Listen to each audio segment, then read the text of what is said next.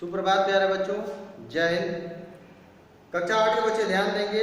आपकी हिंदी पाठ्य पुस्तक वसंत, जिसमें हम लोगों ने पाठ 3 का अध्ययन किया, जिसमें बस की यात्रा गौरशंकर परसाई द्वारा लिखित एक व्यंग्य था। इसका हमने आनंद लिया, पठन कार्य किया। पठन कार्य के उपरांत जो अभ्यास प्रश्न है वो आपको आपके व्हाट्सएप ग्रुप में लिखित रूप में PDF या JPG फॉर्मेट में आपको उपलब्ध करा दिया जाएगा। उन अभ्यास प्रश्नों को आप अपनी उत्तर पुस्तिका में लिखेंगे, यहाँ भेजेंगे, ताकि हम उन्हें ससमय चेक करके आपको वापस करेंगे। और इन लिखने के उपरांत आपका एक कार्य और बढ़ जाएगा कि उसे आप याद करेंगे। जो PTC फर्स्ट का जो सिलेबस है वो खत्म होने के पश्चात जो आपकी परीक्षाएं होंगी, उन परीक्षाओं में ये याद करना आपके लिए अत्यंत महत्वपूर्ण कार्य है। इसे आप याद भी करते चलेंगे ताकि एक ही बार आप पर बहुत ज़्यादा बोझ न बढ़े। तो पाठ 4 है, हम आगे बढ़ेंगे। जो दीवानों की हस्ती, ये भगवती चरण वर्मा जी द्वारा लिखित एक कविता है, जिसमें उन्होंने अपनी 2 परिस्थितियों यानी एक विपरीत परिस्थितियों का आपस में तालमेल बिठाते हुए दोनों बातें कही हैं, सुख और दुख, हानि लाभ, यानी हर चीज का 2 पहलू, हर एक पक्ष के 2 पक्षों के बारे में उन्होंने साफ तौर पर लिखा है। तो इसमें पहली पंक्ति है, हम दीवानों की क्या हस्ती, हम दीवानों की क्या हस्ती है, आज यहाँ कल वहाँ चले। हम दीवानों की क्या हस्ती है, आज यहाँ कल वहाँ चले। यहाँ लेखक जो है, कवि जो है, वो अपने अस्तित्व को नकारते हैं, पूरी तरह से नकार देते हैं अपना अस्तित्व, अपना वजूद। क्या हम दीवानों की क्या हस्ती, हमारी क्या हस्ती है, हमारा क्या विसात है, हमारा क्या वजूद है। हस्ती का मतलब होता है अस्तित्व। हस्ती यानी अस्तित्व, या जिसको उर्दू जबान में भी आप कह सकते हैं वजूद। यानी हम दीवानों की क्या हस्ती, यानी हमारा अस्तित्व आखिर क्या है, कुछ नहीं है। क्यों कुछ नहीं है आज यहाँ कल वहाँ चले।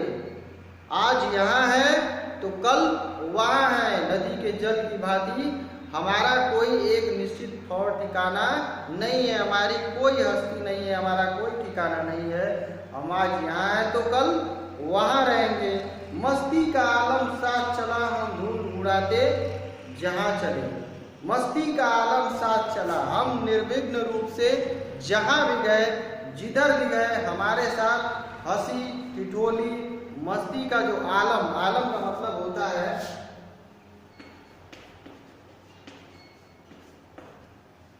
माहौल, या उसको हम अन्य कह सकते हैं शब्द में वातावरण। यानी मस्ती का आलम साथ चला, हम जहाँ भी गए हमारे साथ मस्ती का, आनंद का एक वातावरण, एक माहौल साथ साथ चला। हम धूल उड़ाते जहाँ चले, यानी धूल उड़ाते हुए हम जहाँ गए। धूल उड़ाने का मतलब है कि रास्ते की सारी परेशानियों को दरकिनार करते हुए, सारे ठोकरों को दरकिनार करते हुए हम जहाँ भी गए, अपनी चिंता परेशानियों को ठोकर मारते हुए गए, और वहाँ हमारे साथ मस्ती का आलम, आनंद का जो वातावरण है वो भी साथ साथ गया।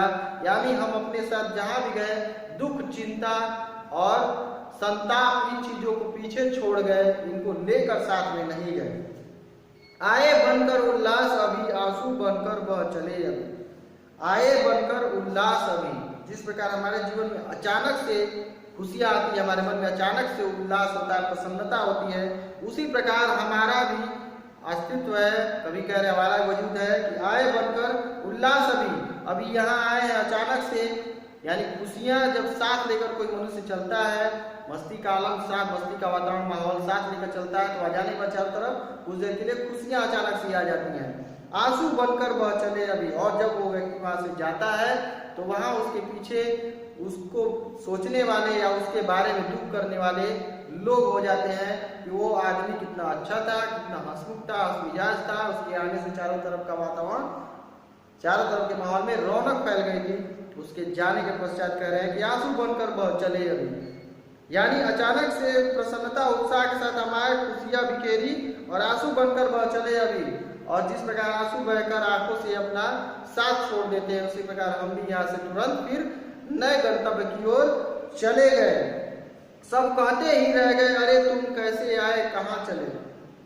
सब कहते रहे यार, जहाँ हम खुशियाँ लेकर जाते हैं फिर अचानक खुशियाँ बिखेर कर वहाँ से हम अचानक आंसुओं की भांति जिस प्रकार आंखों से रिश्ता टूटता है, उसी प्रकार हम उस जगह से फिर रिश्ता तोड़कर अपने नए गंतव्य की ओर चले गए। यानी जिंदगी का नाम है चलते रहना, रुकना नहीं। तो सब कहते ही रह गए, यानी जिनके पास हम खुशियाँ लेकर पहुंचे थे वो सब कहते रह गए कि तुम कैसे आए, तुम यहाँ इस तरह इतनी खुशियाँ लेकर कैसे आए, और अब तुम रुकते क्यों नहीं, कहाँ चले, कहाँ जाते हो, किस ओर चले यह मत पूछो। कभी कह रहे हैं उन लोगों से कि किस ओर चले यह मत पूछो, कि अब मैं किस ओर चलूंगा, किस ओर जाऊंगा यह मत पूछो, यह मुझसे मत पूछो। चलना है बस इसीलिए चले। चलने का नाम ही जीवन है, रुकने का नाम जीवन नहीं है।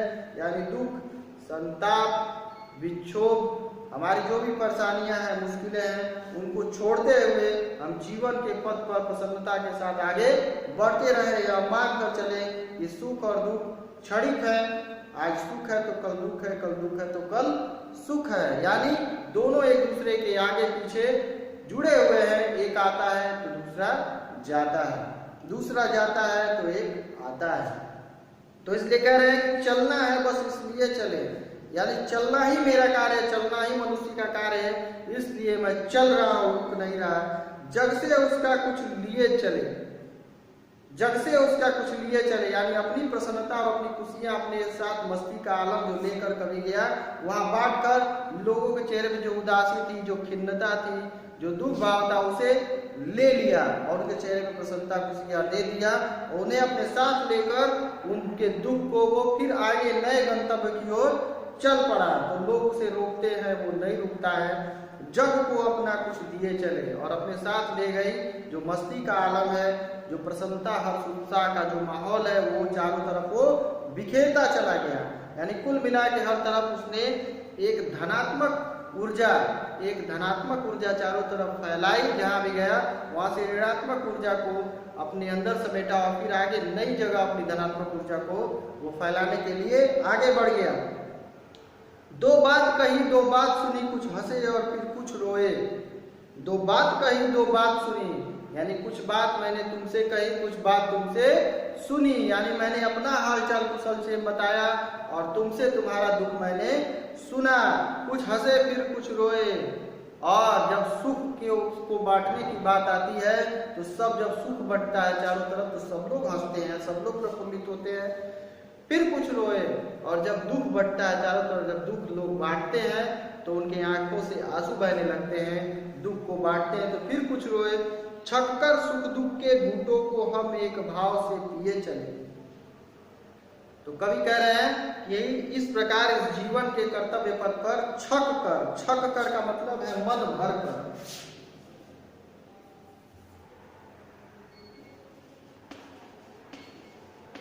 छक कर यानी मन भर कर, जी भर कर, मन भर कर, जी भर कर सुख दुख के घूंटों को, यानी सुख और दुख के दोनों घूंटों को, यानी सुख और दुख दोनों के जीवन में अनुभवों को हम एक साथ बटोरते चले। ना हमने सुख को भगाया, ना हमने दुख से अपना पीछा छुड़ाया। हम दोनों को स्वीकार करके, यानी दोनों को अपना मान करके, ये जानकर हम आगे बढ़े, उनको स्वीकार किया। यानी एक भाव से पिए चले का मतलब है कि हमने सुख और दुख को बराबर एक साथ अपने जीवन में स्वीकार किया, उनको माना कि ये जीवन की वास्तविकता है, ये जीवन की सच्चाई है कि सुख और दुख दोनों आपको आपके जीवन में अवश्य मिलेंगे। हम भिखमंगों की दुनिया में स्वच्छंद लुटाकर प्यार चले। यानी कवि कह रहे हैं कि हम भिखमंगों की दुनिया में, यानी सच्चा मनुष्य वही है, सच्चा इंसान वही है जो इस भिखमंगों की दुनिया से मतलब है जो दुनिया किसी भी चीज के लिए संतृप्त नहीं होती, यानी किसी भी वस्तु से, किसी भी चीज से वो संतोष नहीं पाती, उसे हमेशा कुछ न कुछ चाहिए होता है, वो हमेशा कुछ न कुछ नया ढूंढती रहती है, वो कभी भी संतृप्त नहीं होती, वो हमेशा नई चीजों के प्रति पीछे भागती रहती है। इसीलिए कवि ने दुनिया को क्या कहा है? भिखमंगा, भिखारी, बेगर जिसको आप इंग्लिश में कहते हैं। यानी जो दुनिया हमेशा भीख मांगती रहती कि मुझे ये चाहिए, मुझे ये चाहिए, अपनी इच्छाओं को वो संतृप्त नहीं करती, ऐसे भीख मांगों की दुनिया में हम अपना स्वच्छंद प्यार, स्वच्छंद यानी स्वतंत्र प्यार लुटा कर चले, अपना स्वच्छंद लुटाकर प्यार चले। स्वच्छंद का मतलब है वो सभी के लिए है मेरा प्रेम, किसी एक व्यक्ति के लिए, दुनिया के समाज के एक व्यक्ति के लिए नहीं, पूरे समाज के लिए मेरा प्रेम है, वो हम लुटा कर चले। हम एक निशानी सी उड़ पर ले असफलता का भाग चले। भले ही हमने जीवन में अपने कुछ न किया है, उस असफलता का भार हम अपने हृदय पर, उसका निशान अपने हृदय पर, अपने मन पर हम लेकर चले, लेकिन उस असफलता में भी हमने लोगों को उनके दुख से छुड़ाया, उनको खुशियां बांटी। इस बात का सुख कभी को है। अब अपना और पराया का आबाद रहे रुकने वाले। अब अपना और पराया का, या जीवन के अंतिम क्षणों में अपना और पराया क्या आबाद रहे रुकने वाले। यहाँ जो रुकने वाले, इस धरा पर रहने वाले लोग हैं, वो हमेशा आबाद रहे, खुशहाल रहे। यहाँ अपना और पराये का कोई अर्थ नहीं है, जो भी है वो यहीं के लिए है। इसलिए जो यहाँ है वह यहाँ आबाद रहे, खुश रहे, खुशहाल रहे। हम स्वयं बंधे थे और स्वयं हम अपने बंधन तोड़ चले। यानी दुनिया और समाज से जो भी हमारा रिश्ता है, नाता है, जिस भी रिश्ते में मोह माया के बंधन में हम जुड़े हुए हैं, वो हम स्वयं बंधे थे और स्वयं अपने बंधन तोड़ चले। लेकिन जब जाने का समय आता है तो सारे रिश्ते नाते, सारी रिश्तेदारी यहाँ रखी रह जाती है और व्यक्ति को अकेला ही अपने गंतव्य पर आगे बढ़ना होता है, एक नए जीवन की ओर, एक नए जन्म की ओर। भगवती चरण वर्मा जी की ये कविता आपकी समाप्त। अगली कक्षा में अभ्यास प्रश्नों की ओर चर्चा करेंगे। अभी के लिए आपकी कक्षा समाप्त।